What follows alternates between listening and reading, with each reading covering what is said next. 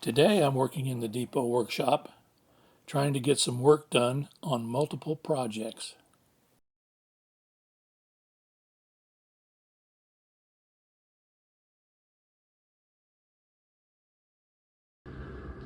Model railroad maintenance involves more things than just keeping your rolling stock working good, your locomotives and your cars and your couplers and your track and all that.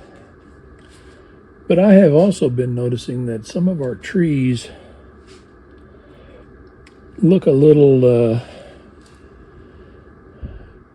disc shaped, and we made these with pieces of jute, as we show in our video how we made our trees. But I'm wanting to make them look a little better. They're starting to kind of get compacted, and I want to figure out a way to kind of freshen them up a little bit and make them look a little bit more natural. I kind of fluffed this one out a little bit and separated the discs a little bit, but when you do that, it exposes more brown, and so it'll have to be hit with an airbrush and kind of trim off some of this fuzzy stuff. The trick is, it's not that hard to do. Also may have to touch up some of the stick that's in here, because it kind of exposed some bare wood. But so I'm kind of in the process of figuring out how to best to do this. It's fairly easy for these trees that have been taken off the layout. These were removed when we built the coupler upper pocket. I just pulled them out, and so I'm kind of experimenting with them to figure out how to do this. We made these trees. These trees are commercial trees, and I like them, except they're a little, you can kind of see the twisted wire sometimes, and I think they could look better.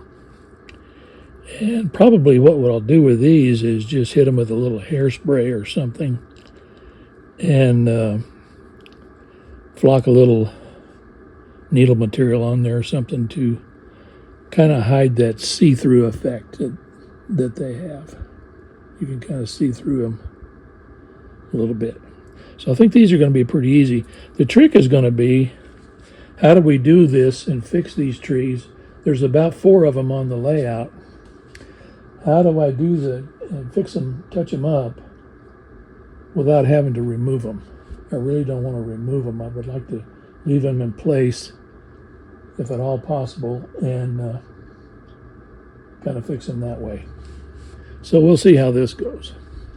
But we're going to be talking about a lot of different kind of things to maintain a model railroad, even though ours is technically completely finished.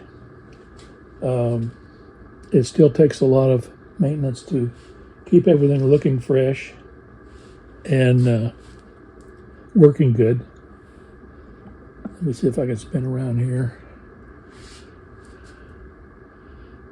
And there's our test bench right here, where we test and program our digital command control locomotives. Right now I've got the air hose laying over there. So you kind of come around here and you can kind of see that we've got a lot of trees over there. And I really don't want to have to pull those out, try to get them back in the hole, re-glue them. We're going to see if we can kind of come up with an idea to freshen them up right where they're at. Okay, I have this Delta 1-inch belt sander, and it works fine,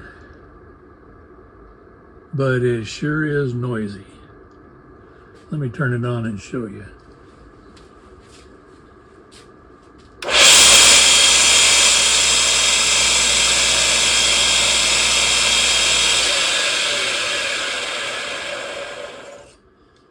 It's just a lot noisier than it should be. So let's look in here and see if we can figure out where the noise is coming from.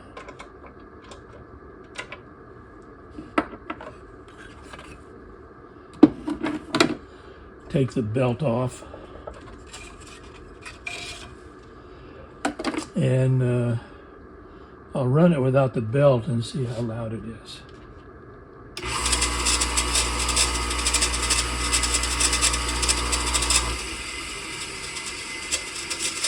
Okay, that's not so bad.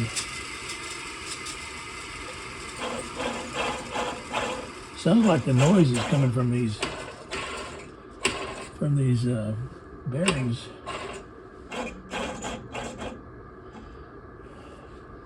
So let's blow some dust out of there and see if we can lubricate that.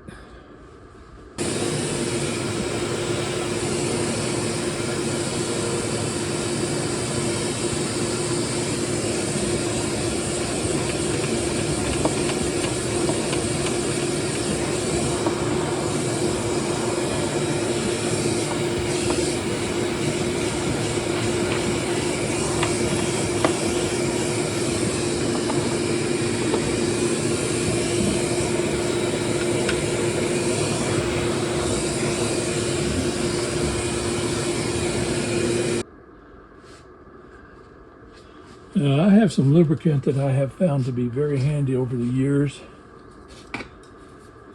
and that's this Tri-Flow Superior lubricant. You can get it in a spray or this rattle can, and you can also get it in a squeeze bottle. But I'm going to try this rattle can and see if I can lubricate this where it'll quiet down a little bit.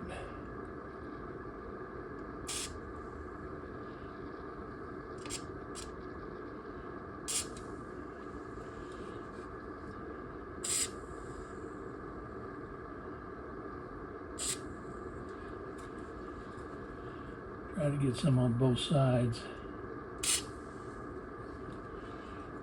I don't know if I'm going to be able to get any over here or not.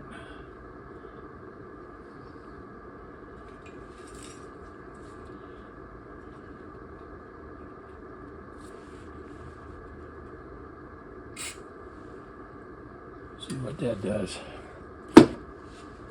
I got a little bit on that wheel, so I better get that off of the Kleenex. Don't want to make the belt slick.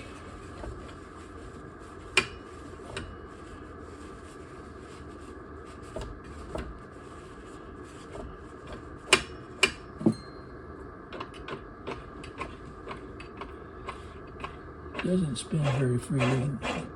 Neither one of these do.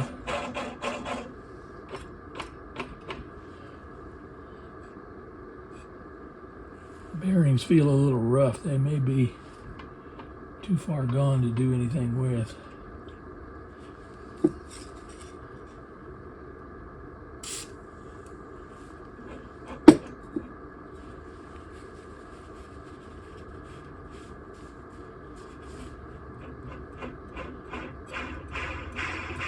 Well, that sounds a little better.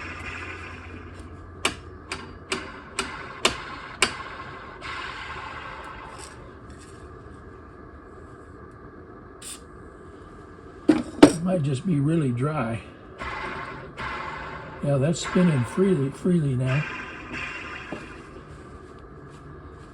Let's put the belt back on and see if I can tell any difference in the noise.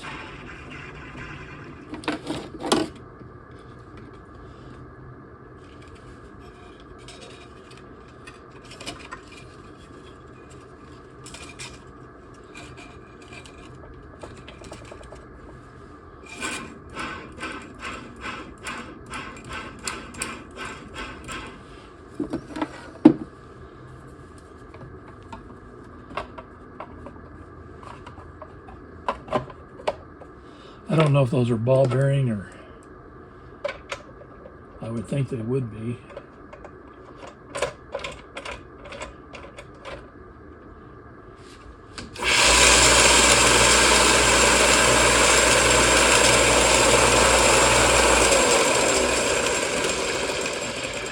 That is a lot quieter. I don't know if you can tell on camera.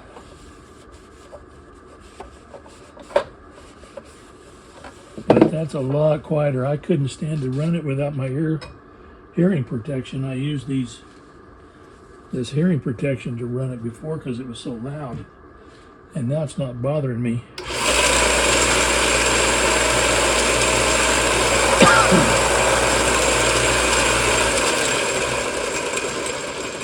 So it looks like we got that problem solved.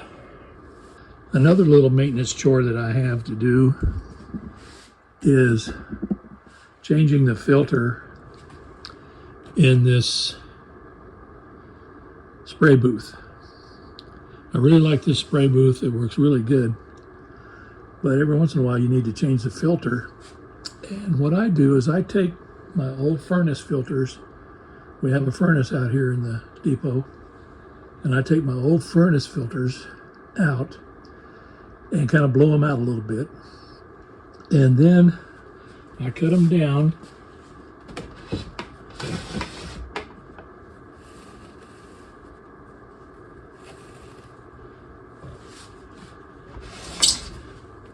Just the right size to fit in this. So I'm going to pull this dirty one out and show you how I do this. That just comes out real easy. And you can see that it's got paint on it. I use kind of some orange or rusty colored paint and a little bit of dark. And you can see that it's needs changing. Here's a clean one. And even though I use the used furnace filter to do this, it's still clean enough to use for this spray painting. So this just goes back in here. Just kind of poke it back in around this frame here.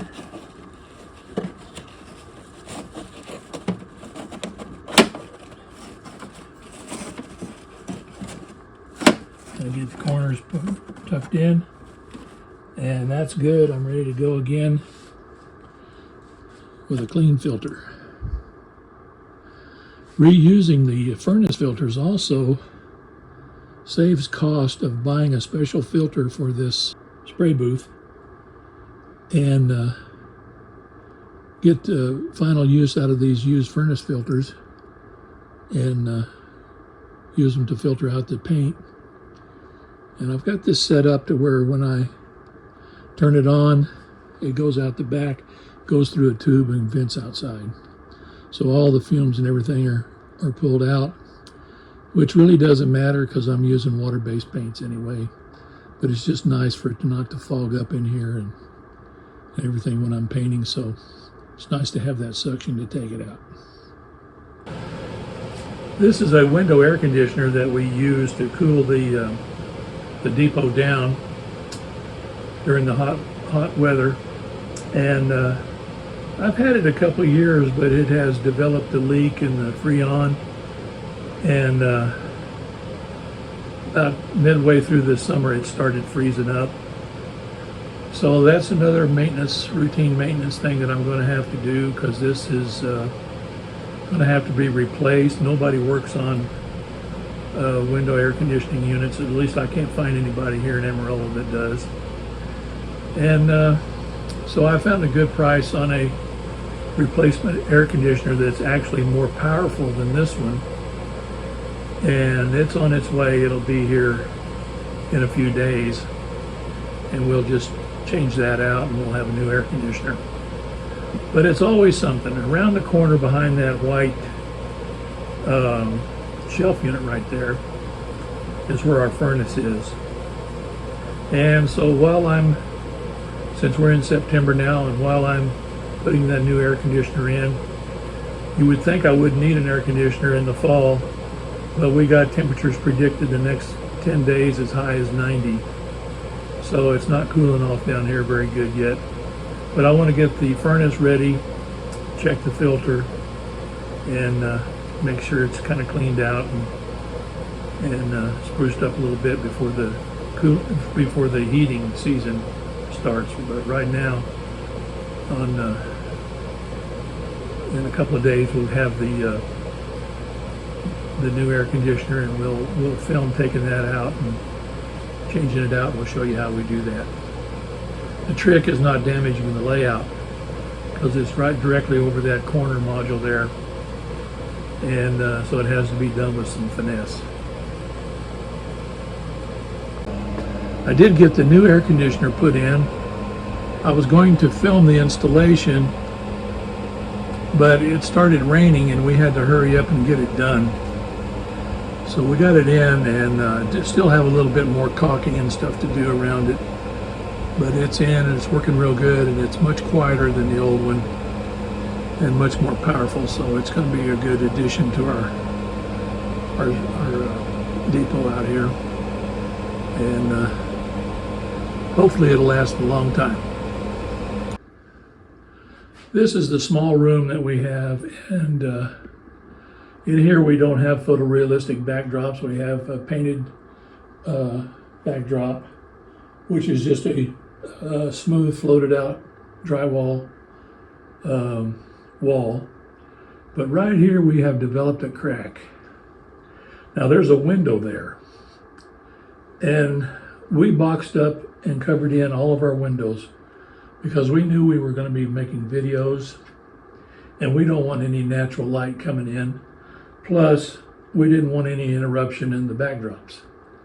So if you block in your windows and you want to film, it doesn't make any kind of difference what time of day it is or what the weather's doing outside. The lighting inside here is always the same, as long as we turn the brightness up to the same level. And usually when we're videoing, we have it up full bright. But I need to probably float that crack out again, do a little sanding, float that out with some drywall mud, and then repaint that and see if we can make that look a little better, because sometimes that shows up in our videos. So that's a future thing that we'll be doing. In this room, and well, in the whole entire layout, we have Woodland Scenics plug and play lighting system for our buildings and street lights. And these switches right here and these modules, the screws broke off, and so I'm going to reattach these probably with just some double stick tape.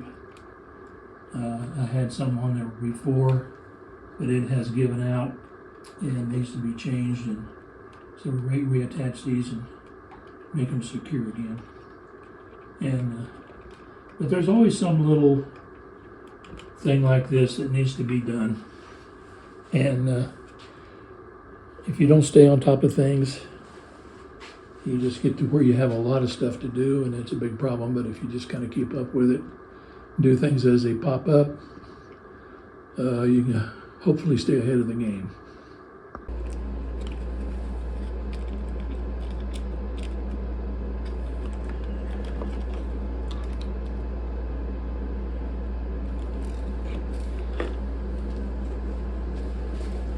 I'll cut some double stick tape so you glue those back on.